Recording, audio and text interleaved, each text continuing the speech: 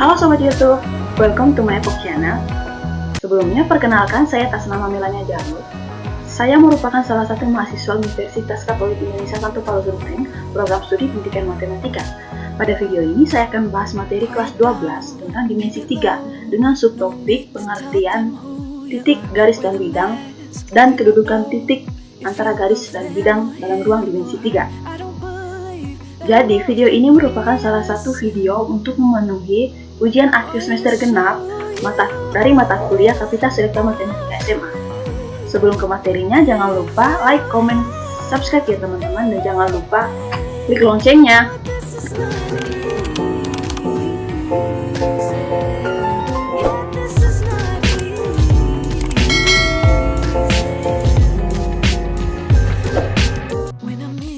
Oke, kita langsung ke pembahasan materinya ya teman-teman.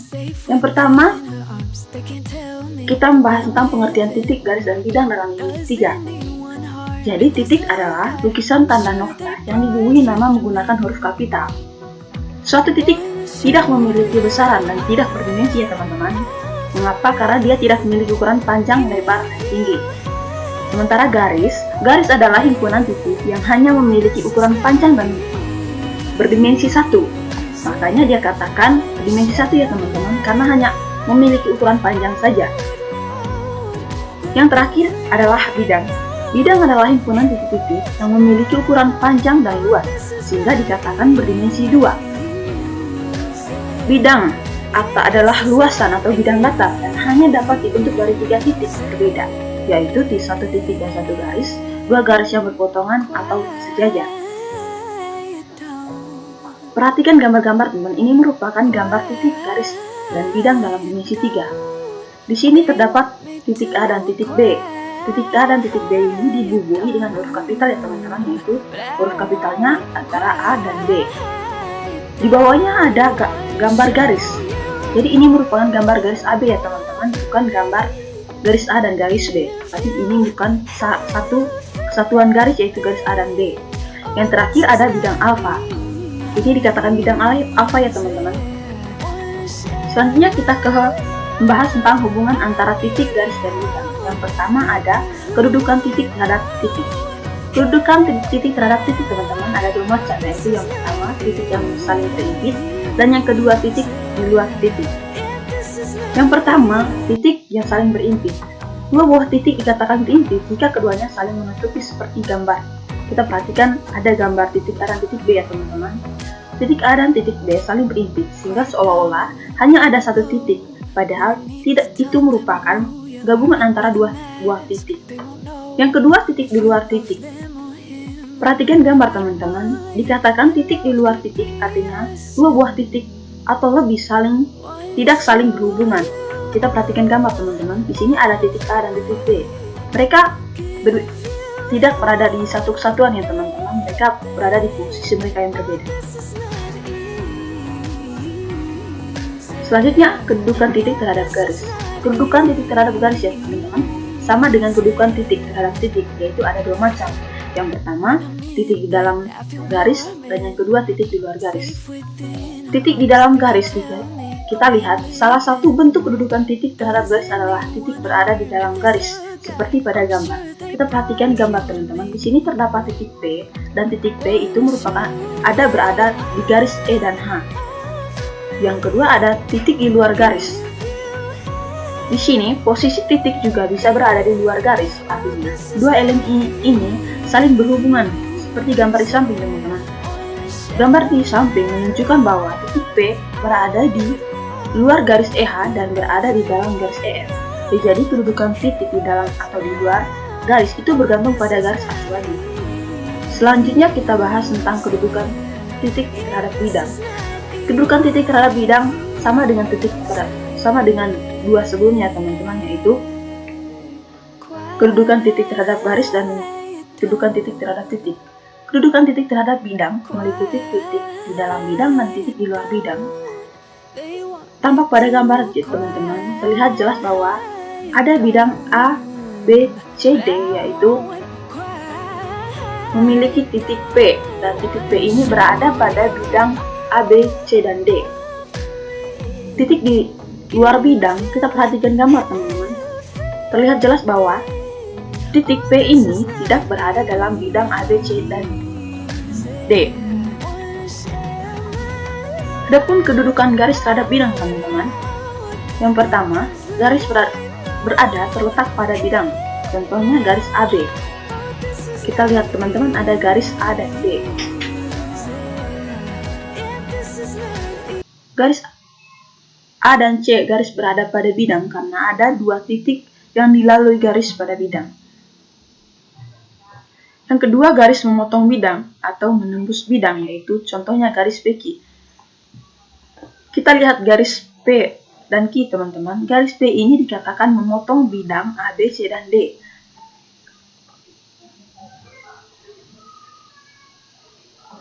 Di sini ada titik tembus antara garis P dan Q. Yang ketiga, garis sejajar dengan bidang, yaitu contohnya di garis RS. Kita perhatikan ada garis RS di atas bidang, teman-teman, dan dia sejajar dengan bidang. Dan dalam bidang ada garis A dan C. Makanya dia merupakan garis yang sejajar dengan bidang. Adapun kedudukan bidang terhadap bidang, teman-teman. Kedudukan bidang terhadap bidang lain itu juga memiliki tiga macam, yaitu yang pertama dua bidang yang saling sejajar, yang kedua dua bidang yang saling berpotongan, yang ketiga dua bidang yang saling berimpit. Kita melihat dua bidang yang saling sejajar. Tampak pada gambar, teman-teman. Ini merupakan gambar dari bidang A, B, C, D, E, dan E, F, G, H. Dua bidang ini saling sejajar, teman-teman, karena tidak ada garis yang menghubungkan ataupun titik yang berada di sekitaran mereka. Jadi, mereka dikatakan dua bidang yang sejajar. Yang ke B, dua bidang yang saling berpotongan. Dua bidang berpotongan apabila terdapat garis berpotongan bidang, yaitu garis persekutuan yang merupakan bagian dari kedua bidang. Jadi perhatikan gambar, teman-teman. Garis D dan C ini merupakan bagian dari kedua bidang. Jadi garis D dan C merupakan perpotongan antara dua bidang tersebut. Yang terakhir, dua bidang yang berimpitan. Dua bidang saling berimpitan atau bidang alfa dan beta apabila setiap titik yang terletak pada bidang alfa juga terletak pada bidang beta, atau setiap titik yang terletak pada bidang beta juga terletak pada bidang alfa. Kita perhatikan gambar sini, teman-teman. Gambar ini sebenarnya adalah dua gambar bidang. Di sini dikatakan bidang alfa dan bidang beta yang saling berimpitan. Untuk lebih memahami materi kedudukan titik, garis, dan bidang dalam dimensi 3, teman-teman, kita langsung ke pembahasan soal. Soal yang pertama, sebuah balok ABCD EFGH memiliki panjang 15 cm, lebar cm, mohon maaf karena di sini saya lupa menulis angka satuannya, dan tinggi 8 cm. Tentukan jarak antara titik B ke bidang ADH. Untuk menyelesaikan masalahnya ya, teman-teman, lebih dahulu kita menggambar kubus dari ABCDEFGH. Maksudnya balok ya, teman-teman. Kita menggambar balok terlebih dahulu. Dan untuk menentukan alternatif penyelesaiannya, terlihat pada gambar balok yang kedua, rusuk ada titik B ke bidang ADH sama dengan panjang rusuk balok, yaitu 15 cm. Jadi, panjang dari titik B ke bidang ADH sama dengan panjang rusuk balok, yaitu 15 cm. Soal yang kedua, kita perhatikan gambar kubus ABCDEFGH di bawahnya, teman-teman. Di sini masalahnya yaitu garis mana yang merupakan garis yang bersilang dengan garis, atau garis BD bersilang dengan garis titik-titik.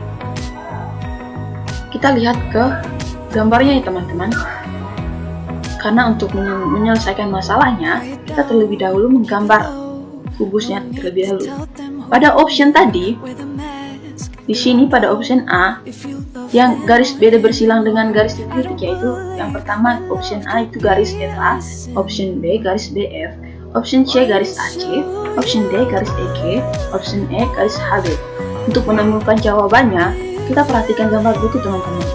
Apabila kita menggambar option A, yaitu garis BD dan garis H, Ini merupakan kedua garis yang sejajar. Mereka tidak bersilang ya teman-teman, karena mereka berada di dua bidang yang berbeda. Yang ke B, garis BD dan garis BF. Garis BD dan garis F ternyata tidak bersilang teman-teman, tapi mereka tegak lurus. Bagian option C, garis BD dan garis AC. Kita lihat teman-teman, garis AC dan garis BD ini berada pada satu bidang dan bersilang. Di garis D dan garis BE dan garis EG ini ada garis tapi mereka bersilang, tapi mereka tidak berada satu bidang. Sementara di option E, garis BD dan garis HB ini membentuk suatu segitiga, jadi mereka tidak bersilang ya teman-teman. Jadi dari ilustrasi pada gambar dapat kita deskripsikan garis BD dan garis FA itu terletak di bidang yang sama, yaitu BDHF, dan tidak punya titik persekutuan. Jadi mereka tidak bersilang ya teman-teman. Kemudian garis BD dan BF terletak pada bidang yang sama juga, yaitu bidang BDHF, dan punya titik persekutuan di titik B. Jadi kedua garis tersebut tidak bersilang. Garis BD dan garis AC terletak pada bidang yang sama, yaitu bidang ABCD, dan punya satu titik persekutuan di titik kedua garis tersebut atau perpotongan. Dengan kata lain, kedua garis tersebut tidak bersilang. Kemudian garis BD dan garis HB juga terletak pada bidang yang sama, yaitu bidang BDHF, dan punya satu titik persekutuan di titik B, sehingga kedua garis tersebut tidak bersilang ya teman-teman. Dengan kata lain, garis yang bersilang ialah garis BD dan garis EG. Kedua garis tersebut, kalau kita perhatikan, tidak berada di bidang yang sama. Garis BD berada di bidang ABCD, sedangkan garis EG berada di bidang EFGH, sehingga tidak punya titik persekutuan. Jadi, garis yang bersilang pada garis BD teman-teman itu adalah garis EG. Oke teman-teman, sekian pembahasan materi dari saya. Pada kesempatan ini saya meminta maaf apabila ada kesalahan kata dalam menyampaikan materi. Semoga video ini bermanfaat untuk teman-teman. Oke, saya undur diri, saya pamit. Selamat siang.